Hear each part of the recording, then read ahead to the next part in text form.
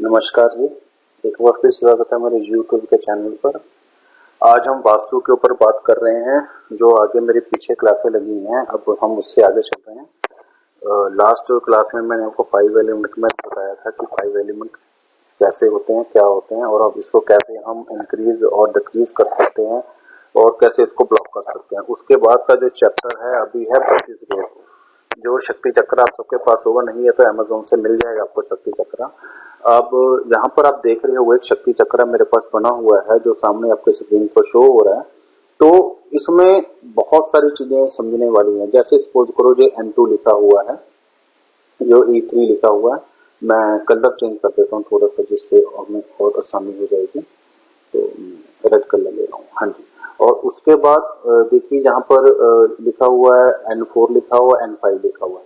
देखिए नॉर्थ के जो डायरेक्शन है इसमें दो जोन आ रहे हैं, N4 और N5। एक दिशा के अगर हमने दो पार्ट और कर दिए हैं, ये और ब्रीफ स्टडी हो गई है। तो अब हम इसके ऊपर चर्चा करेंगे। ऐसे ही ये 32 गेट बनेंगे। 32 गेट भी कह सकते हैं इसको, 32 डायरेक्शनें भी कह सकते हैं, कैसे भी आप इसके किसी रूप में आप इसको ले सकते हैं। मेन तो इसका मेन गेट के ऊपर होता है कि इसका मेन गेट कौन से नंबर पर आ रहा है, कि N6 पर आ रहा है, N7 पर आ रहा है, N8 पर आ रहा है, जहाँ कोई भी चीज हो सकती है, उस नंबर पर गेट आ रहा है या नहीं आ रहा। अब इसमें एक समझने वाली बात ये है कि कौन से गेट अच्छे होते हैं और कौन से गेट बुरे होते हैं। सबसे पहले जो मोटा मोटा आपको यहाँ पर मैं बता भी देता हूँ कि सपोज करो नॉर्थ की तरफ हम कर लें या ईस्ट की तरफ कर लें, वेस्ट की तरफ कर लें, और एक डायरेक्शन है कि साउथ या साउथ की। इनके सभी के 3 और 4 नंबर के गेट हमेशा ही बढ़िया होते हैं। जैसे N3 N4 ये रहा, और उसके बाद यदि हम आए तो E3 E4 ये सबसे बड़े गेट माने जाते हैं। ऐसे ही S3 S4 सबसे बड़े गेट माने जाते हैं। और इसके बाद ये रहा W3 W4 ये सबसे बड़े गेट माने जाते हैं। तो ये गेट तो है सबसे बढ़िया। ये पैसे के लिए भी, आपके घर के लिए भी, पुत्र प्राप्ति के लिए ये गेट फ्रूटफुल रहते हैं। बाकी गेट बचे हैं, तो हम उन गेटों के बारे में जानेंगे। वो गेट वहां होने से क्या दिक्कत आती है और हम वहां पर क्या रेमेडी कर सकते हैं। अगर किसी नंबर के ऊपर सपोज करो हम कह लें N5 पर, N6 पर, N7 पर कोई टॉयलेट बन जाती है तो क्या नेगेटिव रिजल्ट आते हैं। E2 पर टॉयलेट बन जाएगी तो क्या रिजल्ट आएंगे। ये अब इसकी डीप स्टडी है और इसके उपाय भी शायद बीच बीच में आएंगे, वो भी आपको साथ में बताऊंगा। क्योंकि हर एक जो जोन है इसको हम छोटा जोन बोलेंगे। इसका हर एक का एक देवता अलग अलग होते हैं कि N3 का कौन सा देवता है और N2 का कौन सा देवता है, E1 का कौन सा देवता है। हर एक के अलग अलग देवता होते हैं। देवताओं का चैप्टर है वो अलग से है, वो भी आपको कराऊंगा। देवता क्या होते हैं, हम उसको कैसे ट्रीट करते हैं। आज हम बात करेंगे सिर्फ 32 गेट के ऊपर कि 32 गेटों से हम क्या क्या देखते हैं। वीडियो ज्यादा ना बड़ी बन जाए, इसलिए इन गेटों को शायद 1 या 2 पार्ट में बनाने की मैं कोशिश करूंगा।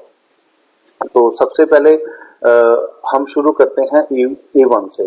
तो देखिए जहां पर E1 कहां पर, ये वाला हमारा E1 है।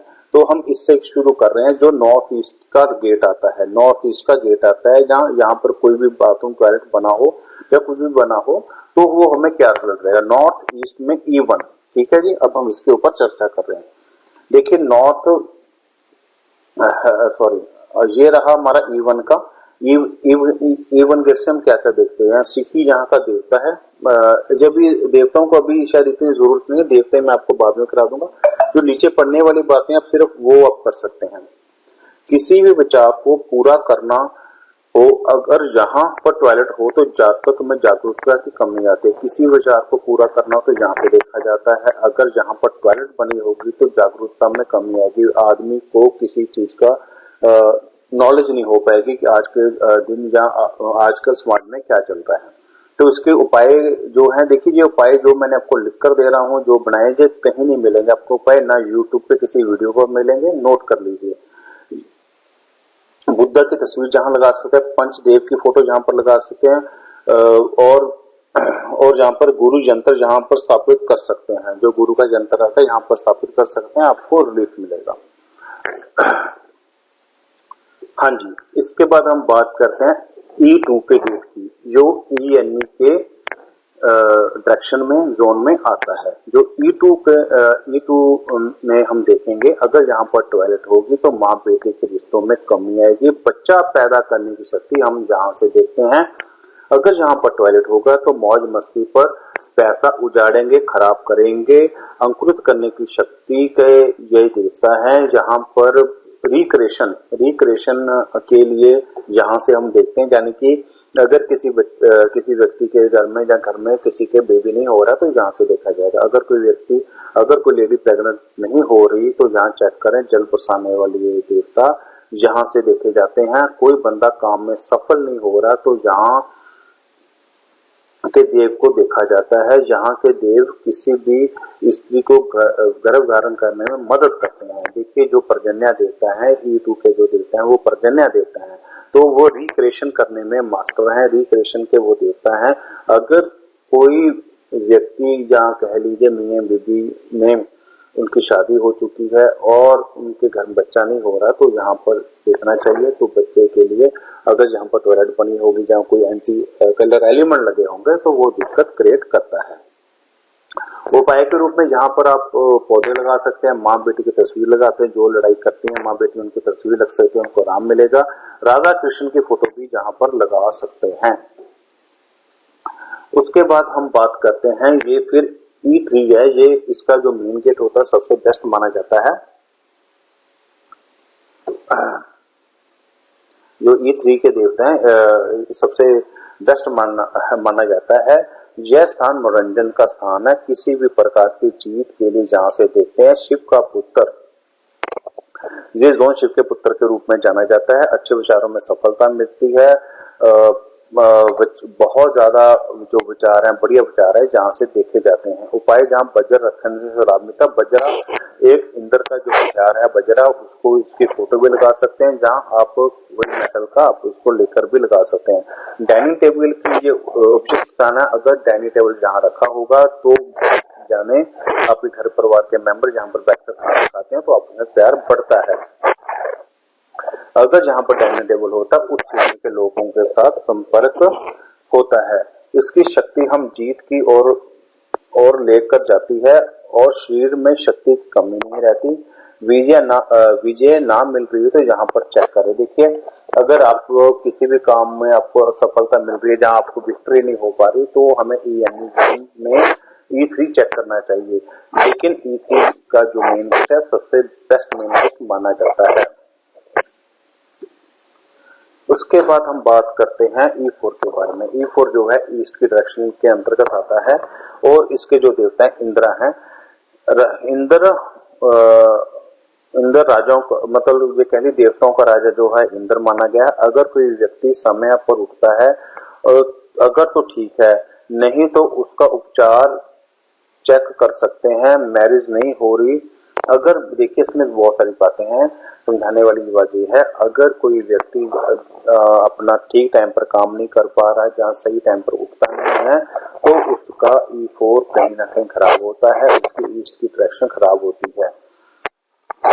अगर किसी को प्रमोशन नहीं मिल रही तो हम जहाँ से देखेंगे यहाँ पर प्रमोशन का जंतर भी लगा सकते हैं, उस शो का स्तंभ भी जहाँ से लगा सकते हैं, क्योंकि जो हमारा E4 है ये ईस्ट के डायरेक्शन के अंतर्गत आता है। जो ईस्ट के जो देवता है वो सूर्य हैं, यानी कि अगर यहाँ पर हम शो का स्तंभ क्या है, हमारा गवर्नमेंट का सिंबल है, अगर यहाँ पर लगाएंगे तो हमें गवर्नमेंट से लाभ मिलने की संभावना बढ़ सकती है। चेस का राजा जहाँ पर भी लगाया जाता है, चेस का राजा इसलिए लगाया जा सकता है क्योंकि एक तो इसके देवता इंद्र हैं जो राजाओं के राजा हैं, और दूसरी बात सूर्य है, वो भी सभी ग्रहों के देवता हैं, तो इसलिए यहाँ पर चेस का राजा जो खुद किंग है उसको भी लगा सकते हैं। इससे जो व्यक्ति ये उपाय करता है तो उसको एक अच्छी मोटिवेशन मिलती है। अगर किसी का पुलिस केस बन जाए तो जहाँ इसको चेक कर सकते हैं। अगर जहाँ किसी का पुलिस केस बन जाए तो जहाँ पर आप शोक का स्तंभ लगा सकते हैं तो केस रफा दफा हो सकता है। उसके बाद बात करते हैं E5 के बारे में। JV जो है ईस्ट डायरेक्शन के अंतर्गत आता है। इस गेट को कंट्रोल गेट कहा गया है। घर में अगर फायर एलिमेंट कमजोर हो तो जहाँ शिव की पिक्चर लगा सकते हैं। सूर्य लगाएं, विष्णु लक्ष्मी जी की पूजा यहाँ कर सकते हैं। अगर यहाँ का दौर हो और समाज उसकी कोई बात नहीं सुनता, अगर किसी का मेन गेट E5 में हो तो समाज में उसकी कोई बात सुनी नहीं जाती। तो ये सिंपल सी एक गेट है। अगर यहाँ पर एंटी एलिमेंट लगे होंगे, अगर यहाँ पर एंटी एलिमेंट लगे होंगे तभी वह गेट काम नहीं करता। बेशक आपकी E3 की एंट्री हो या E4 की एंट्री हो, हमने कह रखा है कि ये एंट्री बहुत बढ़िया होती है, लेकिन अगर यहाँ पर एंटी कलर लगे होंगे, मेन गेट एंटी कलर का होगा या कुछ भी ऐसी चीजें हो सकती है, वहां पर एंटी कलर या एंटी शेप लगी हो तो भी वो गेट ब्लॉक हो जाते हैं। उसके बाद हम बात करते हैं E6 के बारे में, जो ESC के अंतर्गत आता है। ये गुडविल को दर्शाता है। अगर यहाँ पर कट हो तो नाम नहीं होता। अगर कोई व्यक्ति अपनी गुडविल चाहता है तो उसको ESC जोन को ठीक करना पड़ेगा। अगर किसी की गुडविल ना बने तो यहाँ चेक करें। E6 में कांच का सामान हो तो जातों को छोटी छोटी बातों पर लड़ाई करता है। अगर ESC के E6 में कांच का सामान लगा होगा तो जातक छोटी छोटी बातों पर लड़ाई करेगा। स्त्री को E6 में घुटन महसूस होती है। मैरिज की बात आगे ना बढ़ रही हो तो E6 को चेक करें। यहाँ पर कांच का सामान हटा दें, छोटी छोटी बातों से लड़ाई झगड़े होते रहते हैं। यह समाज में नाम देता है, फैसला लेने में प्रॉब्लम होती है, तो ये सूर्य का दोस्त है। बैठे डॉग की पिक्चर जहां लगा सकते हैं, पीतल के बर्तन जहां पर आप रख सकते हैं। देखिए जो E6 का गेट है ये हमारे ESC जोन के अंतर्गत आता है। इसमें यही बताया गया है कि आप यहाँ पर कांच का सामान यदि आपका ज्यादा रखा होगा तो आप छोटी छोटी बातों पर लड़ाई करते होंगे। अगर आपकी मैरिज जहाँ नहीं बढ़ रही है तो कहीं ना कहीं यहाँ पर एंटी कलर एलिमेंट यहाँ पर लगे होंगे कि जो मैरिज की बात नहीं हो पा रही। यहाँ पर कांच का सामान हटा देने से छोटी छोटी लड़ाइयाँ खत्म हो जाती हैं। फैसले लेने में अगर आपको दिक्कत आ रही है तो यहाँ आप चेक कर सकते हैं। अगर एंटी एलिमेंट लगे हुए हैं तो वो ठीक हो सकते हैं। यहाँ पर बैठे डॉग की तस्वीर लगा सकते हैं, जो दो डॉग होंगे, और पीतल के आप बर्तन भी रख सकते हैं। अब बात आ गई E7 के बारे में, जो कि ESC का दूसरा जोन है।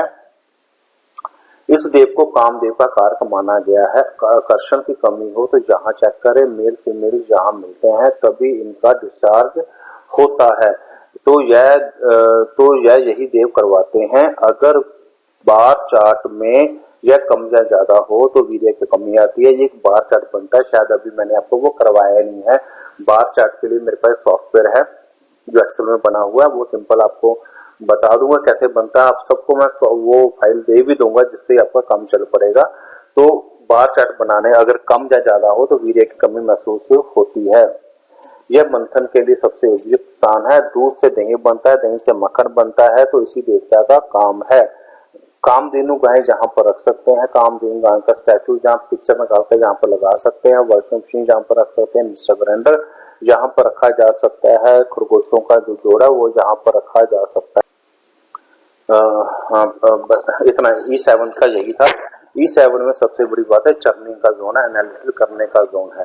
तो कामधेनु गाय भी यहाँ रखी जा सकती है, वो चर्निंग करती है, चारा खाती है, चर्निंग करती रहती है। वॉशिंग मशीन भी गोल गोल घूमती है, मिक्सर ग्राइंडर भी गोल गोल घूमता है। तो जो रैबिट है वो भी चर्निंग करते हैं। आपने देखा होगा कि वो मिट्टी के अंदर, जमीन के अंदर इतनी ज्यादा खुदाई कर लेते हैं, सारा दिन करते रहते हैं। जब भी वो खाते हैं तो एकदम से नहीं खाते, वो चर कर खाते हैं। तो ये उसी जोन में वही एलिमेंट हमने लगाए हुए हैं। अगर ये खराब होगा तो आपको रिजल्ट नहीं मिलेंगे, इसको बैलेंस करना होगा।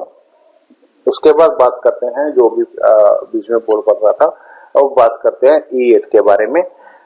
यह स्थान आकाश देवता का है। अगर किसी जातक को उसका स्थान नहीं मिल रहा तो यहाँ चेक करें। यहाँ पर चीजें डबल हो जाती हैं। ये साउथ ईस्ट का एक जोन आता है, उसके अंदर जो है E8 है।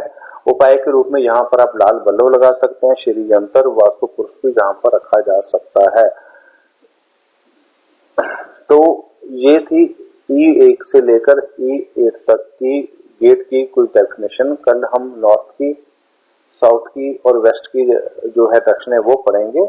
आज के लिए सिर्फ इतना ही। अगर किसी को कोई बात ना समझ आ रही हो तो प्लीज मैसेज कीजिएगा और मेरे इस चैनल को ज्यादा से ज्यादा सब्सक्राइब करने की कोशिश कीजिएगा। नमस्कार।